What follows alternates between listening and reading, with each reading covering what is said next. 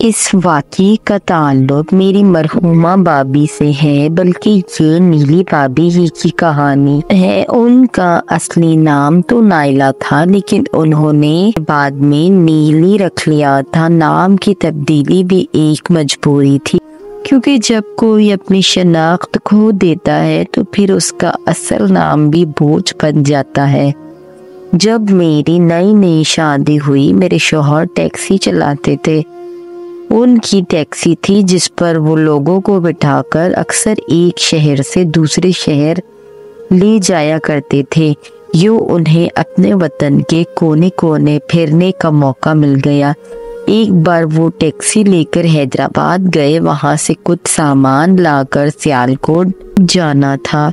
سیالکوٹ پہنچ کر سامان اتارا تو ایک واقف کار وحید خان مل گیا۔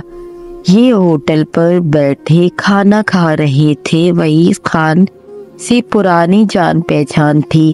وہ ڈرائی فروٹ کا تاجر تھا، کئی بار اس کا مال کراچی پہنچایا تھا۔ اس نے خیریت حال و حال کے بعد کہا، یار میرے ایک علاقے دار آدمی کا کام ہے، کیا تم یہ کام کرو گے؟ کیا کام ہے اور مال کہاں پہنچانا ہے؟ لاہور پہنچانا ہے۔ مال نہیں ہے، بس 2 سواریاں ہیں۔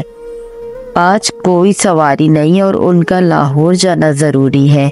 ہاں کیوں نہیں، میں لاہور ہی جا رہا ہوں، سواریاں ساتھ اٹھا لوں گا۔ وحید خان نے جواب دیا کہ تم کھانا کھا لو جب تک میں راحیل خان کو لے کر آتا ہوں۔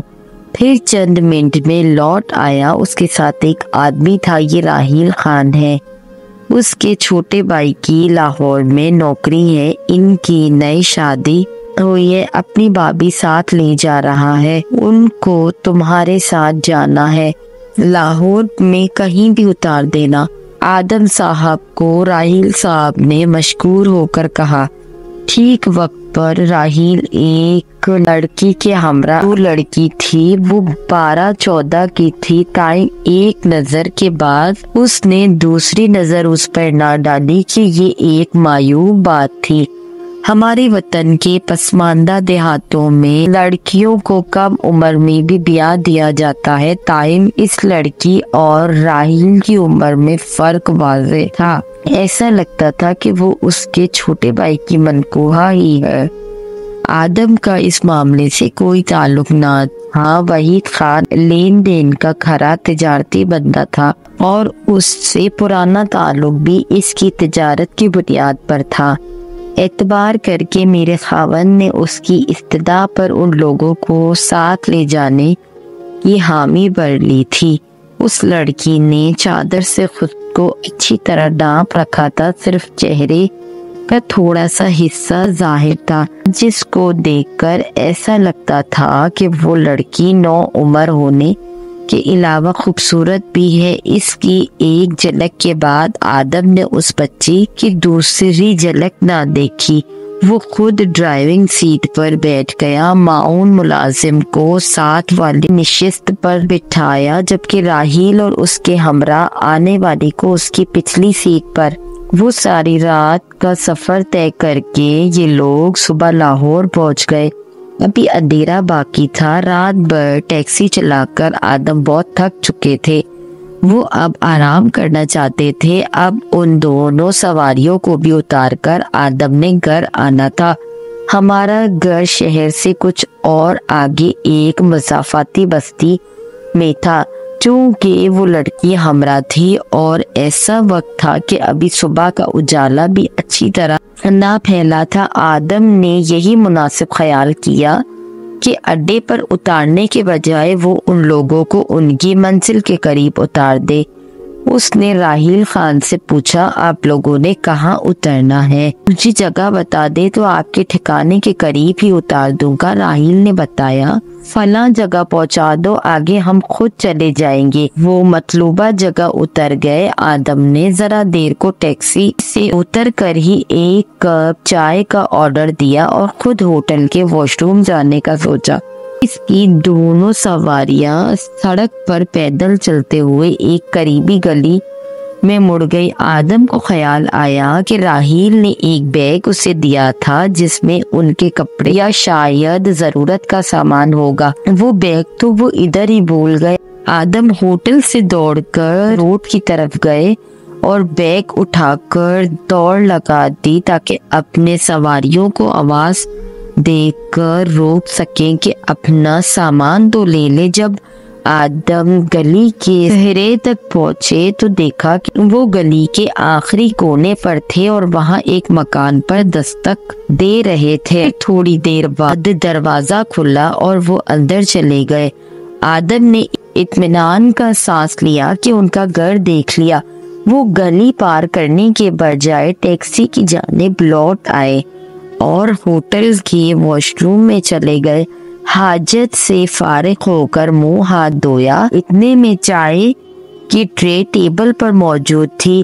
ایک چھوٹا ان کا منتظر تھا۔ انہوں نے سوچا بیگ پچھلی سیٹ سے اتار لوں گا اور پھر اس سامان کو راحیل کے حوالے کرنے مذکورہ مکان پر چلا جاؤں گا۔ آدم نے چائے کے بعد آرام کیا اور پاؤں میں چپل پہنے سامان دینے چل دیے۔ پھر قسمت خراب کے چپل میں سے کانچ پاؤں میں چبھ گیا اور خون بہنے لگا۔ جب دروازے پر دستک دی درد سے جان نکلی جا رہی تھی۔ کچھ دیر تک بار پر دستک دینے کے بعد وہ دروازہ ایک نہایت حسین دوشیزہ آنکھیں ملتی ہوئی آئی اور دروازے کو ذرا سا کھول کر کے بولی، کون ہے، کیا نام ہے؟ یہ راحیل خان کا بیگ ہے، اس کو دینا ہے۔ وہ لڑکی نفرت سے اندر چلی گئی۔ پاؤں میں درد سے ٹیسیں اٹھ رہی تھی، خون بہہ رہا تھا۔ وہ راحیل خان کو آواز لگاتے ہوئے دروازے سے اندر چلی گئی۔ لڑکی تو کمرے میں جا کر غائب ہو گئی، لیکن ایک بوڑھی عورت برآمدے کے کونے میں اپنے غسل خانے سے نکلی۔ پوچھا، کیا بات ہے اور آپ کون ہیں؟ ایسے کیوں اندر آ گئے ہیں؟ خالہ جی، میں راحیل کے پیچھے آیا ہوں، اس کا سامان میری ٹیکسی میں رہ گیا تھا، یہ لیجیے۔ آدم نے بیگ اس کی طرف بڑھا دیا۔ عورت کی نظر آدم کے پیر پر پڑی جس سے خون بہہ رہا تھا۔ یہ مجھے کہاں چبھ گیا ہے؟ شاید گلی میں کچھ ٹوٹا پڑا تھا، اس پر میرا پاؤں آ گیا۔ اچھا، عورت نے رکھائی سے کہا، ادھر چارپائی پر بیٹھ جاؤ، میں ٹھنڈا پانی لاتی ہوں، پاؤں پر ڈالو، خون صاف ہو جائے گا۔ پھر ذرا دیر میں وہ اسٹیل کا جگ بھر لائی۔ آدم نے پاؤں دھویا اور کانچ کا ٹکڑا کھینچ کر پیر سے الگ کر دیا۔ اب اور زیادہ خون بہہ نکلا۔ خالہ جی، کوئی کپڑا ہوگا پٹی باندھنے کو؟ ہاں، ٹھہرو۔ وہ اندر گئی اور ایک صاف ستھری پٹی لے آئی۔ شیشی میں زخم دھونے کا جراثیم کش محلول بھی تھا۔ راحیل خان کہاں ہے؟ ذرا اسے بھیجیے، وہ چلا گیا ہے، اسے کوئی ضروری کام تھا۔ اچھا۔ آدم اٹھنے کو ہوئے تو عورت بولی، کافی لمبے سفر سے آئے ہو، پاؤں بھی زخمی ہے، کچھ دیر بیٹھ جاؤ، زخم رسنا بند ہو جائے گا، پھر چلے جانا۔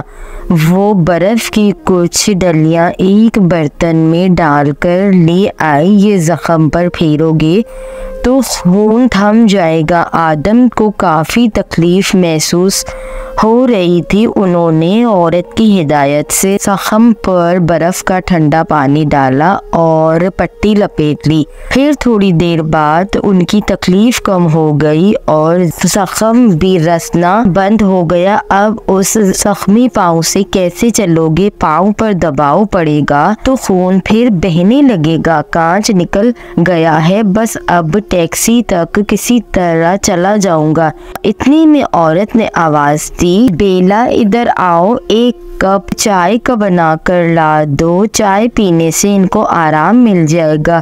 یہ ہمارے راحیل کا بیگ پہنچانے آئے ہیں۔ بوڑھی عورت پاس ہی چارپائی پر بیٹھ گئی اور چائے کا انتظار کرنے لگی۔ ذرا دیر میں وہی لڑکی جس نے دروازہ کھولا تھا چائے کے 2 کپ ٹرے میں رکھ کر لے آئی اور چارپائی پر ان دونوں کے درمیان رکھ کر چل دی۔ عورت کے انداز اور اس لڑکی کے رویے سے آدم نے سمجھ لیا کہ یہ کس قسم کے لوگ ہو سکتے ہیں۔ انہوں نے جان بوجھ کر جیب میں ہاتھ ڈالا اور سگریٹ کی ڈبی نکالنے کے بعد نوٹوں کی موٹی سی گڈی نکال کر چارپائی پر رکھ دی۔ وہ اندازہ کرنا چاہتے تھے کیا واقعی یہ اس کماش کے لوگ ہیں کہ جیسا انہیں اس وقت گمان ہوا تھا۔ نوٹوں کی گڈی دیکھ کر بڑھیا کی آنکھوں میں چمک آ گئی۔ اس نے نہایت خوش اخلاقی سے سوال کیا، تم کون ہو بیٹا، کہاں سے آئے ہو اور راحیل خان سے تمہاری کیا جان پہچان ہے؟ آدم نے بے نیازی سے جواب دیا، آنٹی جی وہ میرا پرانا واقف کار ہے، میں اس کا مال لاتا لے جاتا ہوں۔ بڑھیا نے مال کا کچھ اور ہی مطلب لیا، غالباً ویسا ہی مال جیسا کہ وہ آج لایا تھا۔ پھر تبھی اس کی بھانچیں کھل گئی۔ وہ قدرے خوش اخلاقی سے بولی، بیٹا کچھ کھاؤ پیو گے، ناشتہ کرو گے، صبح کا وقت ہے، ساری رات کا سفر کیا ہے، ناشتہ کر لو اور تھوڑا سا آرام بھی کر لو، گھڑی 2 گھڑی بعد چلے جانا۔ آدم بھی شاید یہی چاہتے تھے کہ 1-2 گھڑی وہاں رک کر راحیل کی حقیقت جان لے۔ عورت ان کو اپنے کمرے میں لے گئی اور تخت پوش کی طرف اشارہ کر کے بولی کہ آرام کر لو، یہاں لیٹ جاؤ، بہت تھکے ہوئے لگ رہے ہو۔ آدم نے جان بوجھ کر نوٹوں کی گڈی برآمدے میں پڑی چارپائی سے نہ اٹھائی۔ چند منٹ بعد لڑکی چائے کی ٹرے اٹھانے کو باہر گئی اور گڈی بھی لے آئی۔ آدم کو دیکھ کر بولی، آپ یہ باہر بھول گئے تھے۔ آدم نے لاپرواہی سے نوٹ لے کر جیب میں ڈال دیا۔ بوڑھی عورت باہر چلی گئی۔ وہی لڑکی ناشتہ لے کر آئی اور قریب پڑی چھوٹی میز پر رکھ کر بولی کہ ناشتہ کر لیں۔ پھر تب ہی آدم نے کہا، تم بھی بیٹھو۔ وہ بلا چو چرا پاس پڑی تپائی پر ٹک گئی، لیکن اس بار اس کا تاثر خوشگوار نہ تھا، جیسے بادل نخواستہ بیٹھ گئی۔ صبح سے وہ بڑھیا کے حکم سے ہی چائے اور پانی وغیرہ دے کر گئی تھی۔ وہ لڑکی بے حد خوبصورت تھی لیکن ملول تھی، شکل پر ناگواری کا احساس تھا، ماتھے پر بل پڑا ہوا تھا۔ آدم اس نگری کی ریت جانتے تھے۔ رکھائی سے سلام کا جواب دینے والی بڑھیا کی نوٹ کی گڈی دیکھ کر بانچیں کھل گئی۔ وہ اب نہایت خوش اخلاقی سے آؤ بھگت کر رہی تھی اور اب اس لڑکی کے اندازے بیگانگی سے آدم کو کوفت ہونے لگی تھی۔ انہوں نے بڑھیا سے کہا کہ تمہاری لڑکی خوش اخلاق معلوم نہیں ہوتی۔ اس پر وہ لڑکی اٹھ کر چلی گئی۔ اس بے تہذیب کا طور طریقہ ابھی تک درست نہیں ہوا۔ آداب سے کھانے کی کوشش کر رہی ہوں، دراصل نہیں ہے۔ کیا آپ کی بیٹی نہیں ہے؟ سر جھکا کر اور منہ لٹکا کر چپ رہ گئی اور وہ دوسری بچی جو ابھی راحیل خان کے ساتھ آئی تھی، اس کا آج اس شہر میں پہلا دن ہے، سفر سے تھکی آئی تھی، آتے ہی سو گئی۔ ہاں بچی ہے، آرام کرنے دو، ٹیکسی میں سفر کرنے سے بے آرامی بہت زیادہ ہو جاتی ہے۔ بڑھیا سمجھ رہی تھی آدم راحیل خان کا ہی آدمی ہے جو اس کا مال لاتا اور لے جاتا ہے، اس کے دندے سے واقف ہے۔ حالانکہ آدم کو تو یہاں آ کر علم ہوا تھا کہ اس کے کالے کرتوت کیا ہے، اور وہ واقف کار تھا بھی کب۔ انہوں نے تو وحید خان کے کہنے سے ان لوگوں کو اپنی ٹیکسی پر بٹھا لیا تھا۔ آدم نے تقریباً آدھے گھنٹے آرام کیا۔ اس دوران ان کی آنکھ لگ گئی اور جب ان کی آنکھ کھلی تو احساس ہوا کہ کافی ٹائم گزر چکا ہے۔ ٹیکسی باہر کھڑی ہے۔ جلدی سے چپل پاؤں میں ڈال کر چلنے کو اٹھے تو بڑھیا آ گئی۔ کیا چل دیے؟ جی ہاں، بہت وقت ہو گیا ہے، پاؤں کا درد بھی معتم ہو گیا ہے، اب میں چلوں گا۔ جو ہی آدم کمرے سے نکلے بڑھیا بھی ساتھ دروازے تک آئی۔ اس کے پیچھے بیلا تھی جو اب بنی سوری عمدہ لباس پہنے ہوئے تھی، دلہن سی لگ رہی تھی۔ وہ بے حد دلکش تھی کہ آدم کے دل میں اتر گئی، دوبارہ ضرور آنا، کب آؤ گے؟ غریبی نے اپنائیت سے کہا تو آدم نے جواب دیا جب ادھر سے گزرنا ہوا آ جاؤں گا۔ تب ہی لڑکی پر نظر ڈالی، 16 سنگار ان کی طرف دیکھ کر مسکرا دی، لیکن اس کی مسکراہٹ زبردستی کی تھی، مصنوعی مسکراہٹ، جیسے وہ کوئی خفیہ سا پیغام دے رہی تھی، خاموشی کی زبان میں سمجھا رہی تھی کہ میں وہ نہیں ہوں جیسا تم مجھے سمجھ رہے ہو، میں مجبور ہوں اور حالات کے جال میں پھنسی ہوئی ہوں، حالات کے رحم و کرم پر ہوں، میری خبر لینے دوبارہ ضرور آنا۔ گھر آ کر آدم نے ہر بات مجھے بتا دی اور بولے، رابعہ کوئی ایسی بات اس لڑکی میں ضرور تھی جو رحم کھانے پر مجبور کر رہی تھی، اگر تم اجازت دو تو ایک بار اور وہاں جا کر حالات جاننے کی کوشش کروں۔ میں نے کہا کہ کوئی بیوی اس کی اجازت نہیں دے سکتی، مگر میں آپ کو اجازت دیتی ہوں، ہماری نئی شادی ہوئی ہے سو جیون ساتھی کو آزمانا بھی تو چاہیے۔ بولے، تم سے محبت ہے اسی لیے ہی سب کچھ بتا دیا ہے، نہ بتاتا تو بھی تمہیں کیا معلوم ہوتا؟ مرد باہر جا کر جو کرے، بیوی چار دیواری میں وفا کی دیوی ہوتی ہے، اسے کیا خبر کیا ہو رہا ہے؟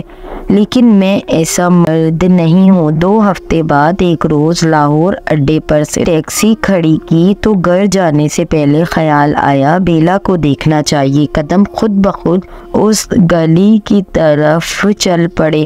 آدم نے اسی وقت دروازے پر دستک دی، ادھیڑ عمر عورت نے دروازہ کھولا جو ان کی ملازمہ معلوم ہوتی تھی، اس نے کمرے میں لا کر بٹھایا، پھر بڑی بھی برآمد ہوئی اور دیکھتے ہی ان کی باتیں کھل گئی۔ آؤ بیٹا، تمہارا کب سے انتظار تھا۔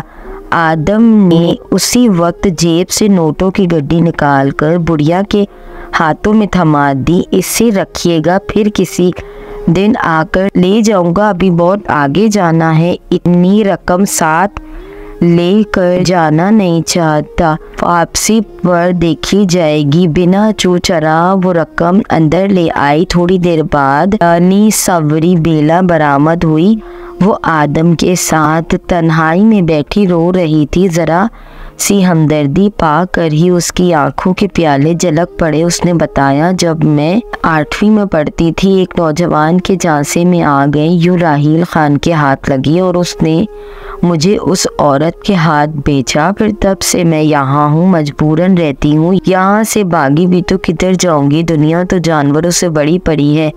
آدم نے اسے اعتبار دلایا تو اس نے بتایا کہ وہ رحیم یار خان کے ایک گاؤں میں رہنے والی ہے اور کراچی میں والدین عرصہ قبل محنت مزدوری کرنے آ گئے تھے۔ ماں کوٹھیوں میں کام کرتی تھی تو باپ رکشہ چلاتا تھا۔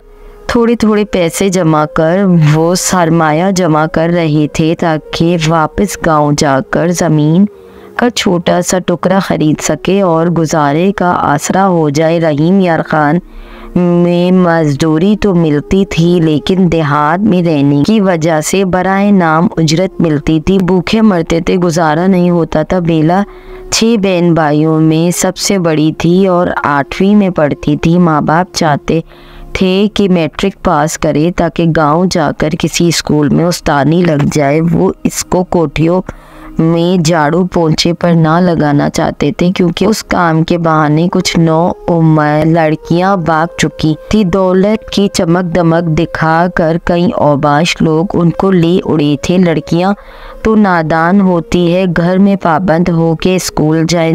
جب ان کی کچی عمر ان کو اونچے خواب دکھانے لگے تو خطرات ارد گرد منڈلانے لگتے ہیں۔ بیلا ایک دن اسکول سے گھر آنے کو نکلی تو روڈ پر ایک گاڑی میں بیٹھے نوجوان نے اسے اپنی جانب متوجہ کر لیا۔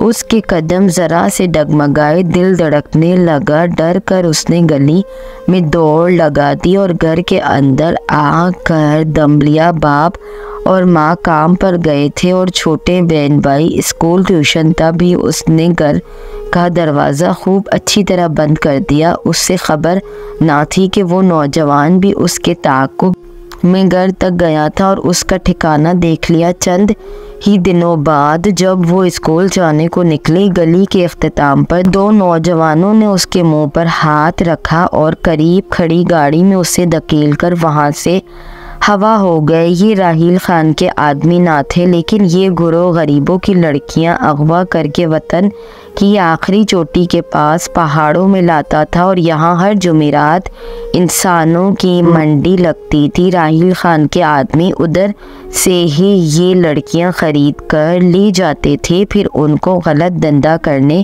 والوں کے ہاتھوں فروخت کر کے دام کھڑے کر لیتے تھے۔ وہ ہمیشہ چھوٹی بچیاں اور کم سن لڑکیاں خریدتا تھا تاکہ آسانی سے خوفزدہ کر کے اپنا مقصد حاصل کر لے۔ یہ بچیاں جہاں بکتی تھی وہاں سے نکل کر نہیں جا سکتی تھی، اکثر تو محبت کا جھانسا دے کر اغوا کرنے والی بھی اس گروہ کے رکن تھے، جو ان کو اس تک پہنچا دیتے تھے جہاں سے راستہ کلا جانی خلل کو جاتا تھا، جہاں ایسے ہی اغوا شدہ بیویاں، لڑکے لڑکیاں، مرد عورت بکتے تھے۔ باقاعدہ منڈی لگتی تھی اور دوسرے ملکوں سے بھی خریدار ان کو خرید کر لے جاتے تھے۔ بیلا کی زبانی ایسے انکشاف سن کر آدم کے پیروں تلے سے زمین نکل گئی تھی۔ وہ بڑھیا اندر گڈی کے نوٹ گن رہی تھی اور دوسرے کمرے میں بیلا اپنی غمزدہ داستان آدم کو بیان کر رہی تھی۔ کیا اب تم واپس والدین کے پاس جانا چاہو گی؟ نہیں، وہ مجھے قبول نہیں کریں گے۔ میرے رشتہ دار باپ اور بھائیوں کے ہاتھوں مجھے مروا دیں گے کہ یہ گھر سے بھاگ گئی تھی۔ اپنی داستان بتاؤں گی، پھر بھی وہ یقین نہ کریں گے۔ تب میں کوشش کروں گا۔ آدم نے کہا، کوشش کرنے میں کیا حرج ہے، کر کے دیکھ لو۔ بیلا نے جواب دیا۔ اگلے ماہ آدم دوبارہ وہاں گیا۔ بڑھیا سے کہا، تمہاری بیٹی ہم کو پسند آ گئی ہے، میں اس سے شادی کا آرزومند ہوں، کتنے میں دو گی؟ اس نے لاکھوں میں قیمت لگا دی، لیکن وہ بیلا کی آزادی کی قیمت سے زیادہ نہ تھی۔ فوری طور پر میرے خاوند نے ٹیکسی فروخت کر دی اور وہ پیسے بڑھیا کو دے کر بیلا کو گھر لے آئے۔ ہم نے اس کے والدین سے رابطہ کیا، مگر انہوں نے جواب دیا وہ ہمارے لیے مر گئی ہے، واپس آئی بھی تو اسے ہمارے لوگ بیچ دیں گے۔ ماں نے خفیہ پیغام بھجوا دیا کہ بہتر ہے واپس نہ آئے، آپ لوگ کسی اچھی جگہ اس کی شادی کر دیں، میں ملنے آ جایا کروں گی۔ بیلا کی شادی کا مسئلہ تھا۔ انہی دنوں کارگل کی جنگ چھڑی اور میرا بھائی جو فوج میں تھا زخمی ہو کر آیا، ایک ٹانگ اڑ گئی تھی، دشمن کے گولے کی زد میں آ گیا تھا، وہ ریٹائر کر دیا گیا اور باعزت ریٹائرمنٹ کے ساتھ کافی رقم بھی معذور ہونے کی وجہ سے ملی۔ اس کی شادی کا مسئلہ تھا۔ جب ٹھیک ہو کر آیا تو کڑیل اور خوبصورت جوان ہونے کے باوجود معذور تھا۔ بیلا نے اسے دیکھا تو اس کی آنکھوں میں آنسو آ گئے۔ تو میں نے بیلا سے پوچھا، کیا تم میرے بھائی سے شادی کرنا پسند کرو گی؟ اس نے جواب دیا، کیوں نہیں، آپ نے مجھے سہارا دیا ہے، میں بھی آپ کے بھائی کا سہارا بنوں گی۔ بھائی کو سرکار کی طرف سے واجبات ملے، گھر مل گیا اور رقم کو انہوں نے فکس کرا دیا۔ وہ رقم البتہ میرے خاوند کو واپس کر دی، ٹیکسی بیچ کر، جن پیسوں سے انہوں نے بیلا کو گندے ماحول کی نظر ہو جانے سے بچایا تھا۔ اللہ تعالیٰ اسباب پیدا کرتا ہے، اگر نیت نیک ہو۔ آدم ٹیکسی فروخت کر کے بے روزگار اور بے دست پا ہو چکے تھے۔ اس رقم سے دوبارہ ٹیکسی خرید لی اور اللہ نے برکت دی، 1 سے 2 پھر 3 ٹیکسی ہو گئی۔ میرے بھائی نے بھی ان کے کاروبار میں حصہ ڈالا اور منافع میں شریک ہو گئے، یوں ان کے حالات اور اچھے ہو گئے۔ یہ بیلا کی قسمت تھی۔ ان کے 2 بیٹے ہوئے، بدقسمتی سے تیسرے بچے کی پیدائش پر وہ زندگی کی بازی ہار گئی۔ نومولود بچی میں نے گود لے لی، بلکہ تینوں بچوں کی پرورش کی میرے بھائی نے اور شادی نہ کی، اور یہ بچے ہی ان کے بڑھاپے کا سہارا ہوئے۔ بیلا کا اصل نام نائلہ تھا اور بھائی اس کو پیار سے نیلی کہتے تھے۔ ایسی اور بھی دلسوز کہانیاں سننے کے لیے میری اس چینل کو سبسکرائب کریں، بیل نوٹیفیکیشن کو آن کریں تاکہ میرے چینل کی تمام اپڈیٹس آپ تک پہنچتی رہیں۔ اس کے علاوہ اگر یہ کہانی آپ کو پسند آئی ہے تو اس کہانی کو لائک کریں اور اپنے دوستوں کے ساتھ ضرور شیئر کریں۔ جزاک اللہ۔